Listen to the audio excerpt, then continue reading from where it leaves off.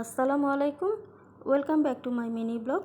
আজকের দুপুরবেলার খাবারের মেনুতে ছিল, প্রথম পাতেই নিয়েছি পুঁই শাক। আর এই পুঁই শাকটা রান্না করা হয়েছিল ছোটো চিংড়ি আর মসুর ডাল দিয়ে। আর এই শাকটা রান্না করেছিল আমার আম্মু। তো আম্মুর হাতের এই পুঁই শাকটা খেতে কিন্তু অনেক বেশি মজা হয়েছিল। তো এর পরের পাতে নিয়েছিলাম লইটা শুটকি ভুনা।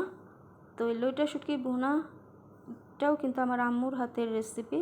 আর এই লইটা শুটকি ভুনাটা করেছিল অনেক বেশি পরিমাণে পেঁয়াজ আর রসুন দিয়ে এই ভুনাটা করেছে, আর খেতে কিন্তু খুবই মজা হয়েছিল। তো যাই হোক, এই লইটা শুটকি ভুনাটা দিয়ে এখন আমি আমার ভাতটা খেয়ে নিচ্ছি। তো এর পরের পাতেই নিয়েছিলাম কচুরমুখির ঝোল, আর সাথে ছিল এক ফালি লেবুর রস। আর এই কচুরমুখিটা যে কোনোভাবেই রান্না করা হোক না কেন, আমার কিন্তু খেতে খুবই ভালো লাগে আর আমার খুবই প্রিয় একটা খাবার।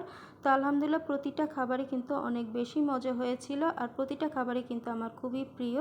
তো যাই হোক, এখন আমি আমার খাবারটা শেষ করে নিচ্ছি আর আমি আমার ভিডিওটা এখান থেকেই শেষ করছি। তাহলে আজকে এই পর্যন্ত, আল্লাহ হাফেজ।